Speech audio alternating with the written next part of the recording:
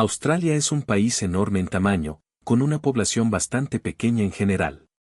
Y como Australia domina la región de forma abrumadora, a menudo se olvida que también posee la 26ª isla más grande del mundo, Tasmania, una isla que tiene casi exactamente el mismo tamaño que Sri Lanka.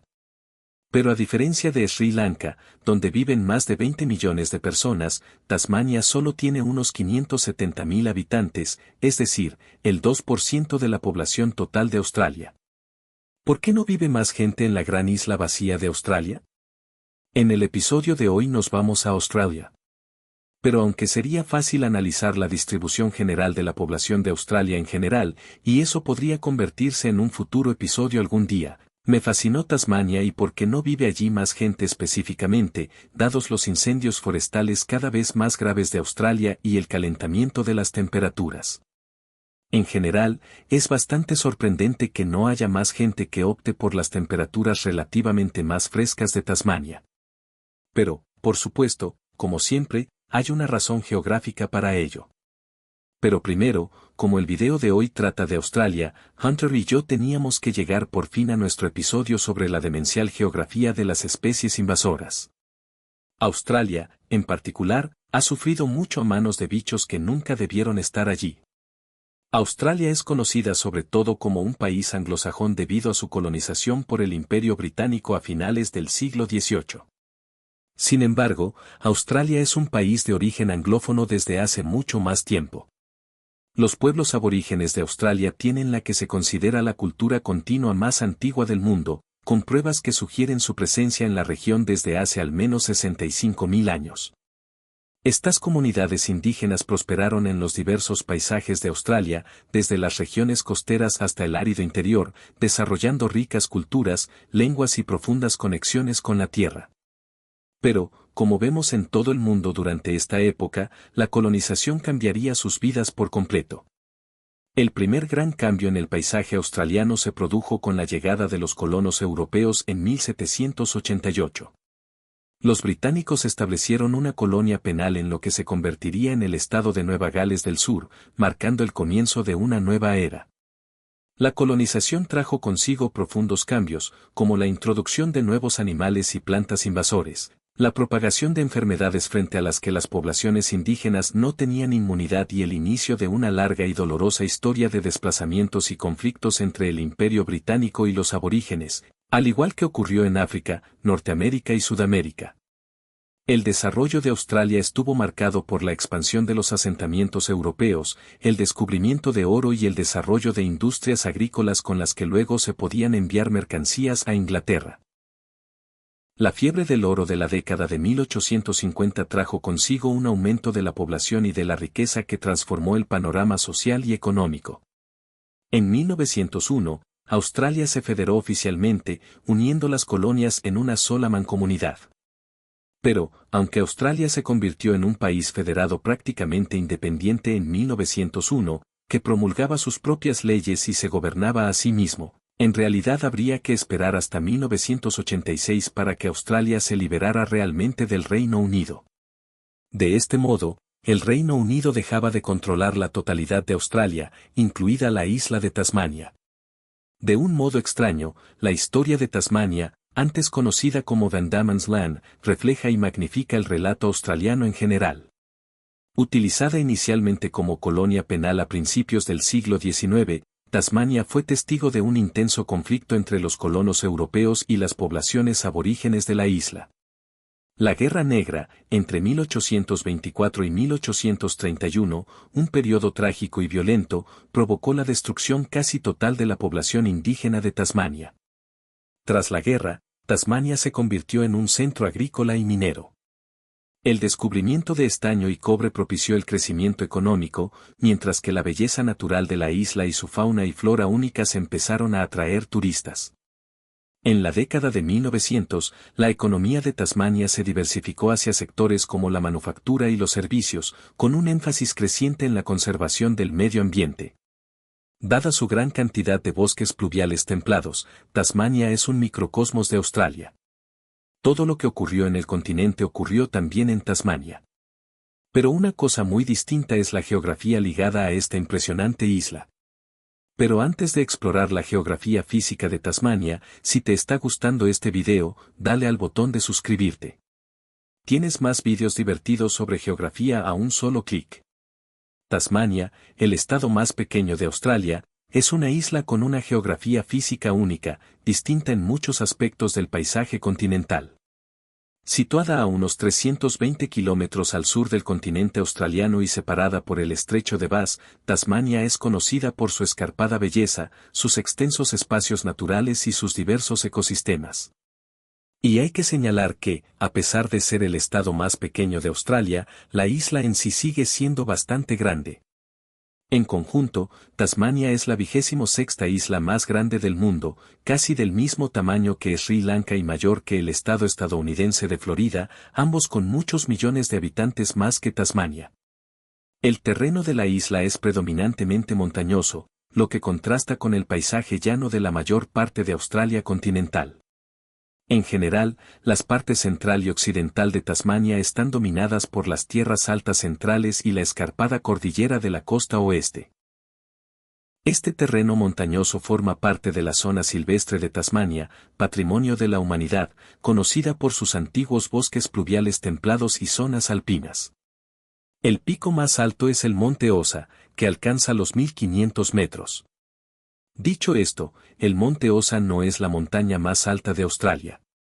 Más bien es el Monte Kosciuszko, en Nueva Gales del Sur, que alcanza los 2000 metros, una cifra bastante pequeña en comparación con la altura mundial de los picos montañosos. Debido a su terreno montañoso, la mayor parte de la población de Tasmania se encuentra cerca de la costa. Pero incluso el litoral de la isla es muy diferente del de la mayor parte de Australia continental. Mientras que el continente presume de largas playas de arena y grandes bahías abiertas, la costa de Tasmania se caracteriza por escarpados acantilados, calas solitarias y playas pequeñas y a menudo escarpadas. Esto es especialmente evidente en la famosa península de Tasmania, donde se encuentran los espectaculares acantilados del Parque Nacional de Tasmania. El clima de Tasmania es otro punto de distinción. A diferencia de los climas predominantemente áridos y semiáridos del continente, Tasmania experimenta un clima marítimo templado. Esto se traduce en temperaturas más frescas, mayores precipitaciones y un paisaje mucho más verde en comparación con gran parte de Australia. La costa oeste de Tasmania destaca sobre todo por su elevada pluviosidad, que propicia frondosos bosques tropicales, mientras que la costa este es relativamente más seca y soleada, y alberga las regiones agrícolas de la isla.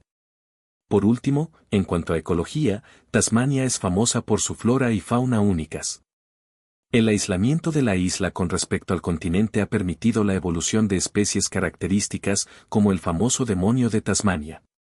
Los bosques pluviales de clima templado frío albergan especies arbóreas únicas, como el pino de Won, algunos de cuyos ejemplares se cuentan entre los árboles vivos más antiguos del mundo.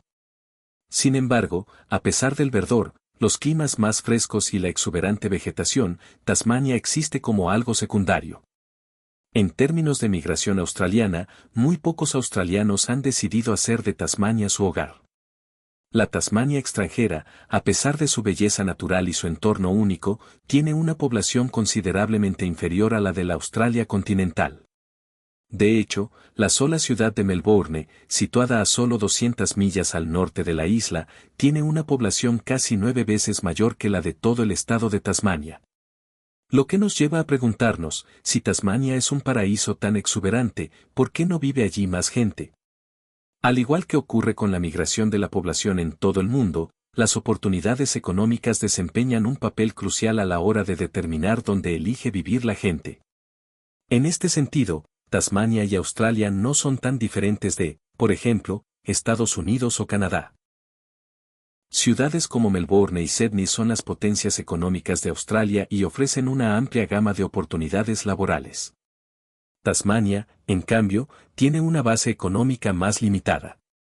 Históricamente dependiente de industrias intensivas en recursos como la minería y la agricultura, Tasmania aún no ha experimentado el mismo nivel de desarrollo industrial o tecnológico que las ciudades del continente.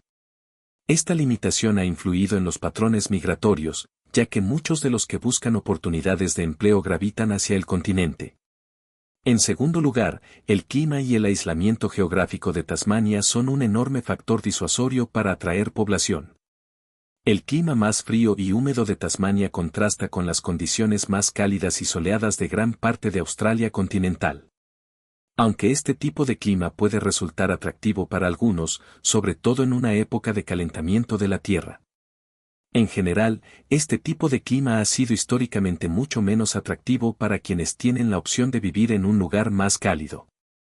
Y al ser una isla separada del continente por el estrecho de Bass, Tasmania está más aislada, lo que afecta a la facilidad para viajar y transportarse. Y aunque la isla está a solo 200 millas al sur de Melbourne, la mayor ciudad de Tasmania, Hobart, se encuentra en el extremo sur de la isla, lo que hace que el mayor núcleo de población esté aún más aislado que la propia isla.